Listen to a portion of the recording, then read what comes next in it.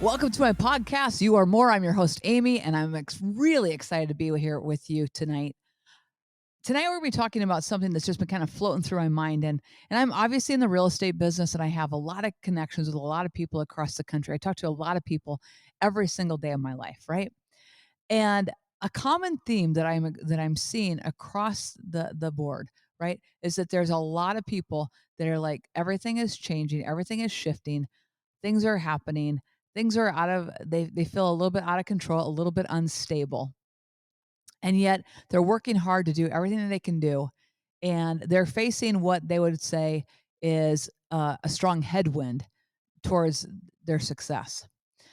And I have a word that I want to say about that. And it's this: don't give up on the brink of your miracle. I'm going to say it again. Someone needs to hear this. Don't give up on the brink of your miracle. You probably have pressure and lots of mental attacks coming against you emotionally. You're exhausted. You've been fighting the fight. You've been navigating it the best that you can navigate it. You've pivoted, you've turned, you've stood on your hands and you've done the chicken dance. I don't know what you've done, but you feel like you've done everything you absolutely can do, and yet you're still dealing with whatever it is. So for some, when I say don't give up on the brink of your miracle, for some of you, it's a marriage that's on the rocks and that's like literally at a point where it needs major breakthrough. For others, it might be your business is really at a challenge point and it feels out of control to you. For someone else, it might be a health crisis. For someone else, it might be a legal battle that threatens their very existence. Whatever that something is, here's what I know. The Bible says that it rains on the just and the unjust. You're either on the mountaintop, moving into the valley, on the mountaintop. Like trials and tribulations are part of this life. They just are. And I think that when you can accept that that's just all part of our humanity, it's part of what we go through. Sometimes I think I'm a Christian. Sometimes I think that people think because you have God that causes problems to just disappear and you shouldn't walk through more difficulty. In reality, it just gives you the ability to walk through it.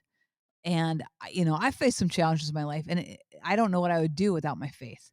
My faith has carried me through some strong storms, some strong windy storms. I'm thankful for my faith, right?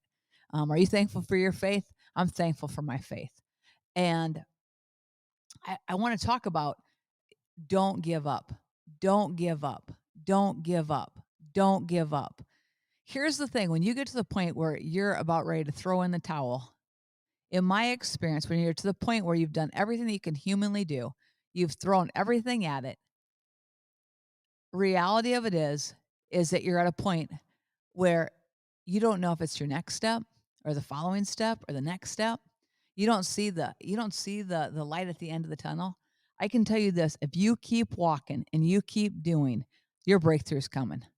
Your breakthrough's coming. And so here's how I've navigated times where I've wanted to quit and give up. And I think that's an important topic to talk about today.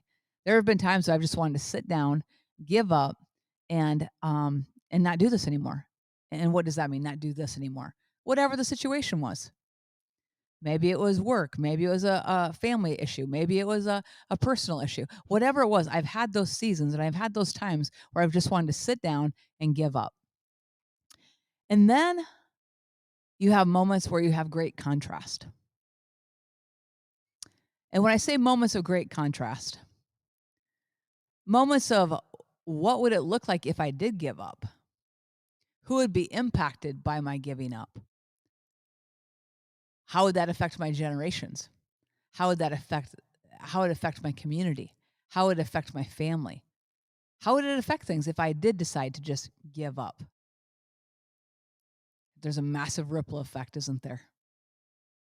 So at the end of the day, you can't really afford to give up. But so many people give up right on the edge of their victory.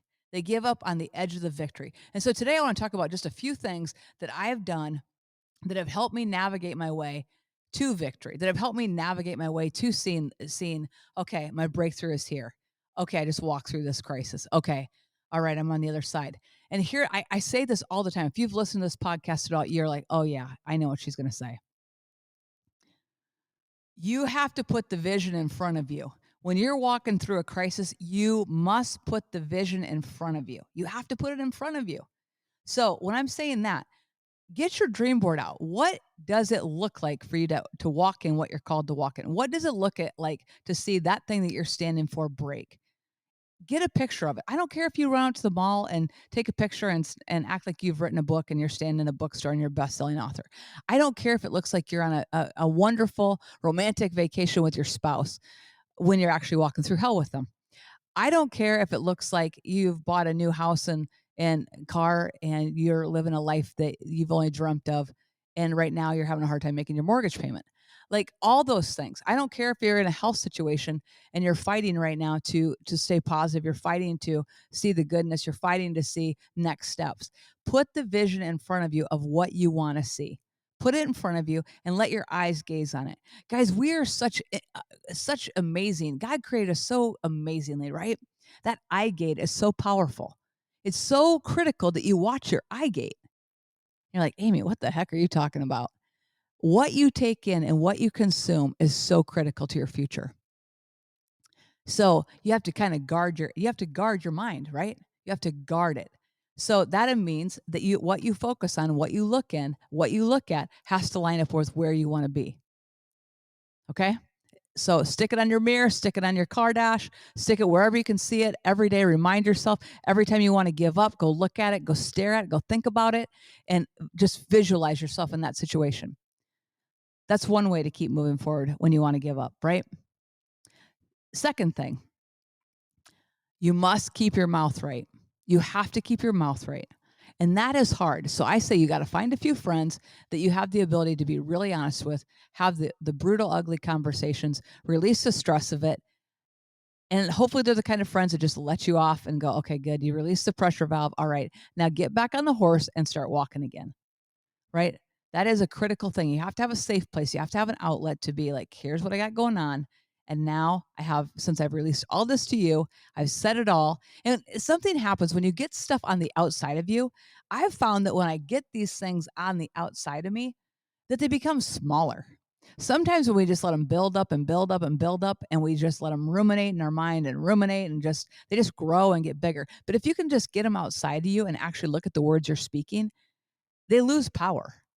And it kind of like, okay, the pressure goes away. So you can get back and be focused on what your words need to be.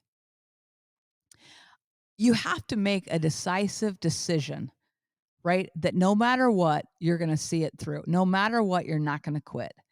And here's where the naysayers come in. And here's what I want to tell you. I saw this today.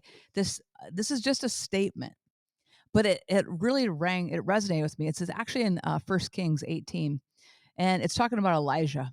And he said to the people, "How long will you halt and limp between two opinions?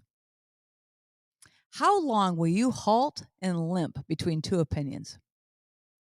I thought, wow, that really struck me. How long am I going to halt and limp? Because I've got two opinions going on. I've got the opinions and the promises of what I see walking into it. I've got the opinions and the promises and the opinions of people that are cheerleaders in my life on what things could look like. And I've got the naysayers. We've all got those guys. We've all got the people that are sitting alongside of us that may actually not be our cheerleaders. They might actually be drilling holes in your boat and you don't know it. Not a good deal. We've all got those. So here's the thing, you've got to really tune in and decipher who are your cheerleaders and who are not, right? And then you've got to make a decisive decision, because just listen to this. How long are you going to halt and limp between two opinions? Eh-eh, eh-eh. Like, what direction are you going to go? We're not going to make it. We're going to make it. We're not going to make it. We're not going to make it. You have to make a decisive decision that what you believe and what you're standing for and what you're gonna have experience in your life. You're making a decisive decision that you're going to see it, and you're going to stay the course, and you're going to do whatever it takes. So here's the interesting thing. Sometimes you just have to go back to the basics. In most things, you have to go back to the basics. Some things it's just you have to get up in the morning and you have to take action steps. Everything in life is based on your actions. So faith without works is dead. So you can stand there and say, "Okay, I'm fit, firm, and fabulous. I'm strong, healthy, and whole. I'm, all these declarations that you can make." And yet you sit there and you eat the pizza and the chocolate cake, and then you look down and you're like, "Yeah, it's not what I got going on." Right? You can't have faith without works is dead. You've got to take the action steps. Here's what I found. God backs your action steps. He backs your action steps because action creates action. So the other day I was knocking on some doors because in the real estate industry, um, our inventory and certain price points has been a little bit light. So we decided, what are we going to do? I'm going back to the basics. The basics is that let's just go knock on doors. So knocking on doors today, um, it created activity. Activity creates activity. It created conversations and it opened doors for second appointments and for opportunity. But if I was just sitting at my desk, just hoping and waiting for that phone to ring, just hoping and waiting for that person to call me, none of this would unfold. It's action steps. You have to be active. The biggest lie you can ever believe in your life is that you can just sit there and that everything that you've been dreaming of and thinking of, that you don't have to be an active participant in seeing what you want accomplished. You have to be the most active, aggressive participant in your dreams. And sometimes it takes contrast. Sometimes it takes contrast to wake you up to say, "Oh, okay." Sometimes we can get in this mode of poor little old me, a job was lost, something happened where you felt like you were a victim. You didn't have control in the situation. You need to do whatever you need to do to find that you're not a victim anymore. Take authority over it. You're not a victim. When I say that you need a contrast, I'm saying this. Sometimes you need a wake-up call. Because sometimes we think that we have all this time left on earth. Sometimes you think you've got a lifetime to accomplish things, and that is not guaranteed, and nor is it promised to you. And we will let 3 to 4 to 5 to 8 to 10 years slide by, living, reliving, regurgitating the betrayals, the loss, the disappointments. And we'll spend so much time out in the desert, so to speak, right? And you'll look back and you'll have missed 5 years, 10 years. And you think, well, I'll get to that someday. Guys, contrast. Contrast is you walk through something that threatens how many days you have on this earth. That could be a potential threat to your life expectancy. We've walked through a lot of it, guys. Who knew COVID would have the impact it had? We've never walked through it. But if that showed us anything, is that there's lots of unexpected things out there. And you must live and pursue your goals today like you're on a limited time frame, because at the end of the day, you are. You are. There is a clock out date for your purpose. And I have a commitment that I'm going to fulfill everything that I'm called to fulfill on this earth. I've told God that I'm not leaving this earth, right? You're going to keep me here. I declare every day I'm going to fulfill the number of my days. I'm going to walk in everything he's called me to walk in. I'm going to accomplish everything that he put in me to accomplish. Guess what it takes? It takes putting one foot in front of the other, taking massive action and moving forward every single day. You're like, "Amy, that sounds so difficult." Difficult sounds like what it would be like to sit back and look at your life at the end of, 2023 or the end of this year and look at all of your excuses about why you didn't do this and why you didn't do that and why you didn't do this. The pain of regret is much more costly and much more difficult than actually having the courage to step out and walk and do, right? To just throw it all on the line. So I want to challenge you that for those of you that literally have been doing everything that they know to do, you've done what you can do. You've taken the action steps. You're being an active participant in your life and in the situation. You've tried it. You've done everything that you possibly know to do. Here's what I have to say to you.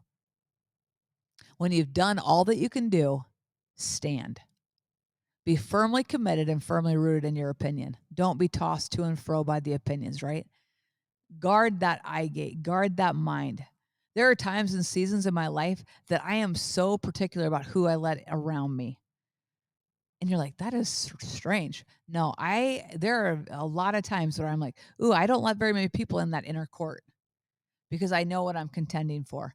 I know what I'm believing for. I can't afford to have their opinions of what I'm doing filter down and basically cause me to walk off the course because I get disillusioned or I start to question what I'm doing. Right? So you got to be so cautious on whose voice do you listen? Who are you listening to? Who are you taking counsel from? Who are you letting have influence in your life? Right? So guard that eye gate. Guard your ears. Guard your heart. Right? Make the commitment. When it says, "How long will you halt and limp between two opinions?" Make the decisive decision. Here's what I believe. This is what I'm standing on. And don't waver. You might waver on the inside, but don't waver. Don't waver in your mind. Keep standing against those thoughts of doubt. Keep standing against those things that would try to knock you out. Keep standing against it. Guys, the strong headwind that so many people's lives are facing right now requires that we actively engage with a living God. I did just say that. The strong headwind that so many people are experiencing in their life requires that we actively engage with a living God who wants to bring to this earth and in your life a great purpose, who wants to fulfill the desires of your heart. But we have this opportunity at this time to engage with a living God. Guys, it's the most exciting thing ever is that we have a living God that's acutely aware, keenly interested of your needs, of your desires, of your heart, of the plans that he has for you. And so as you walk through this time, I have one thing to say. Don't give up. Don't give up on the brink of your miracle. Don't give up. Don't give up. I just want to say it over and over and over. I want to say into your circumstance, I want to say into those barren areas, don't give up. Don't give up. You're on the brink of your miracle. Don't give up. If you don't give up and you keep pushing forward, I promise you that you're going to see out there when you're floating in that boat outside your comfort zone, that's where you're going to find that God comes in and literally backs you. He backs you. Like you'll feel a supernatural wind at your back, so to speak. You'll feel that push of God to keep moving. You'll feel it. You might not feel it at first, but it's in your action step. And all of a sudden that wind will carry you. He'll take you to the spot you need to be. He'll bring the right people to your life. He'll bring the right opportunities to you. He will do it if you don't quit. As long as you don't quit, he's got something to work with. Faith without works is dead. But faith the size of a mustard seed can move mountains. So don't give up. You're on the brink of your miracle. Don't give up. God is still on the throne. Don't give up. You've got a great future awaiting you. Don't give up. You're never alone. That's what I got to say to you. You are more. Do not give up. You are more. Hopefully you've enjoyed this podcast. If you like it, give it a 5-star review, share it, pass it on. Every week we're going to be coming to you with inspirational, motivational, and things to keep you moving forward in your call. So thanks so much for listening. I hope you enjoyed it.